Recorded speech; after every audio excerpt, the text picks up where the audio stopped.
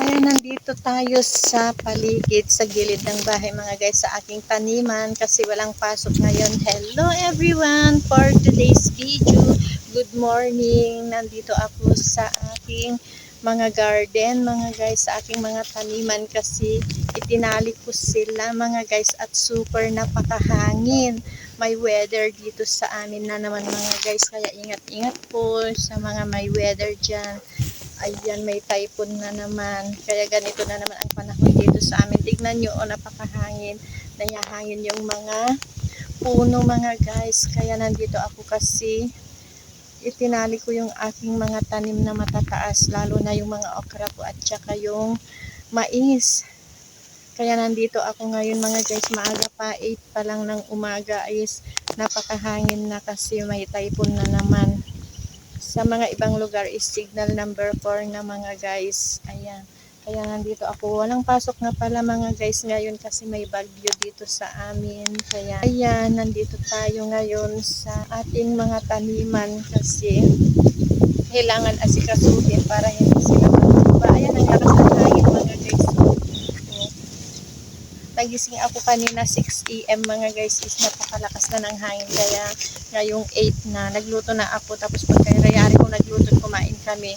Nagurong na ako, kaya nandito na ako para nagtali ng aking mga tanim para hindi sila matumba mga guys. Ayan, ang lakas-lakas ng hangin mga guys.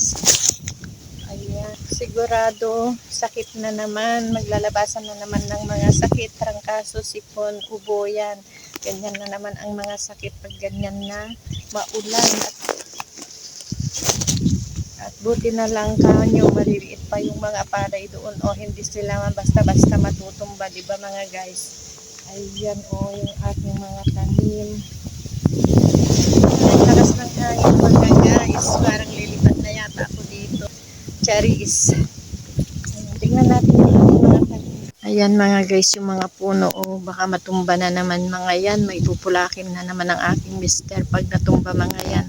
Mahirap naman kasi nang walang mga puno dito mga guys, dahil kapag na mainit naman ang panahon is walang mapagsilungan, walang mapagsilungan na pag mainit ang panahon, kaya hindi namin pinuputol mga yun. Kaya lang ang nagpuputol is bagyo mga guys. Pag malakas ang hangin, siya ang namumutol sa mga tanim namin mga guys.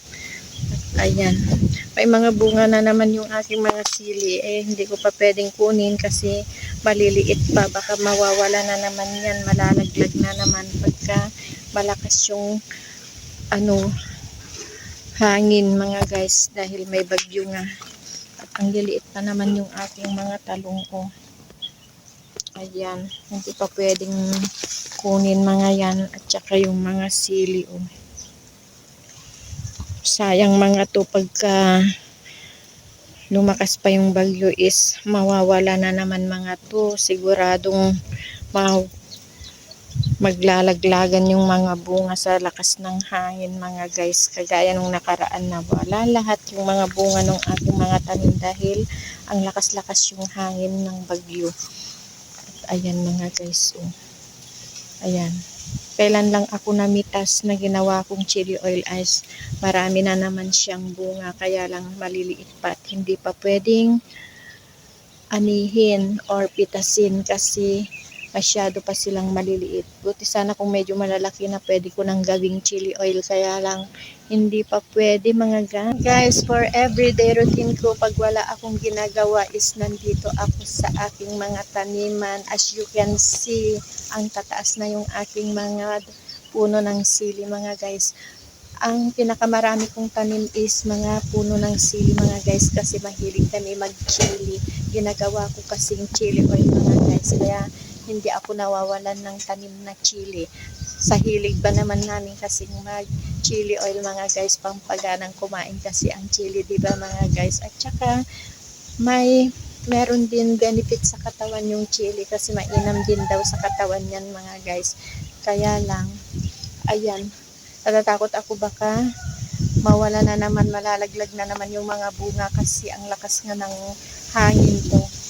Wag lang sana matumba. Tinali ko nga mga guys itong puno niya para hindi siya matumba. Tinali ko, tingnan natin. Ayan mga guys, tinali ko yung puno niya O, para hindi siya basta-basta matumba pag malakas pa yung hangin mamaya or mamayang hapon o mamayang gabi. Hindi natin alam kung hanggang kailan yung lakas niya na yan. Baka magdamag yan, ganyan na yan mga guys. Tignan natin yung mga iba kong tanim na tinalian ko. Ayan o, tinalian ko mga yan mga guys o. Ayan, tinalian ko mga yan. Puntahan natin yung mga tanim kong mais at saka mga okra. Pakita ko sa inyo yung mga tanim ko na tinali ko. Dito naman yung sa kabilang sili ko mga guys o yung isa. Ito yung old sili ko na matanda ng puno ng sili. Tinali ko rin siya tinali ko din ito. Ito ang pinakamatanda ko ng chili mga guys. Malaki na siya, mataas na.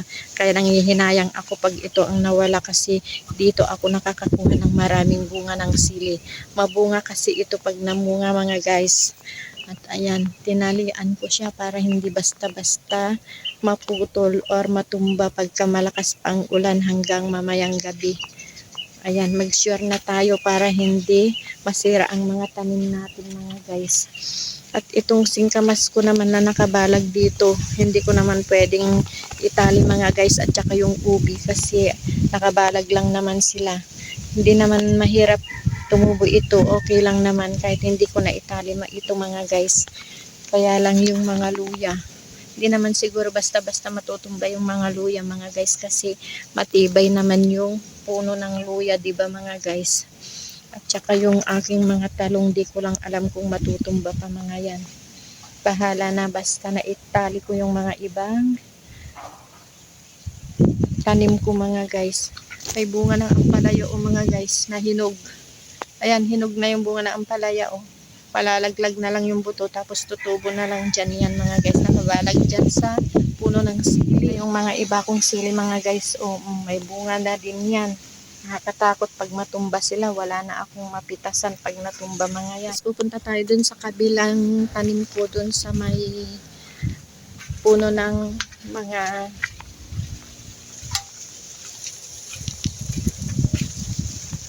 dito tayo sa kabila. Ayan. Ayan, tanglad. Puntahan natin yung ibang tanim natin mga guys. Dito. Ito mga guys, oh. Tinali ko sila, oh. Guys, tinali ko na sila para hindi matumba, basta-basta matumba. Ewan ko lang ba kung malakas pa na ako, baka masira. Ayan, oh, may mga bunga na kasi yung aking mga mais mga guys, oh. Ayan, ang dami na kasing mga bunga, oh. Ayan, oh, at sayang pagka na tumba sila. Namumunga na sila. May mga bunga na kasi sila mga guys yung aking mga mais. At sayang naman pagka sila ay natumba. Kaya tinalian ko sila mga guys oh. Para hindi sila matumba yung aking, ayan mga bunga ng mais na. At saka namumunga na rin yung aking mga, palabas pa lang yung mga bunga ng mga okra ko. Ayan mga guys, palabas pa lang sila. Ayan oh, bunga ng mais. Sana wag nang lumakas pa yung hangin at lumayo na yung bagyo para hindi masira yung aking mga tanim mga guys. Ayan, tinalian na tayo natin. Tinalian ko na for sure na hindi matutumba. Sana nga hindi matumba mga guys. Para hindi naman sakit sa loob pag nasira yung ating mga tanim. Ayan, patubo pa lang itong itinanim ni Mr. na malunggay mga guys. Oh. Maraming malunggay dito na itinanim ni Mr. Ayan pa oh. Ayan. Nakuhanan ko na rin mga to eh. At ayan oh, ang gaganda ng tubo nila oh mga guys. Yung mga malunggay. Kailan lang tinanim ni Mr. yan mga guys eh. Ayan, may mga tubo na sila. So yan lang muna guys for today's video. Thank you for watching. Update ko ulit kayo kung ano ang mangyari sa bagyo na ito. Sana hindi matumba yung aking mga tanim. Bye. Thank you for watching. See you on the next video. God bless. See you. Bye bye.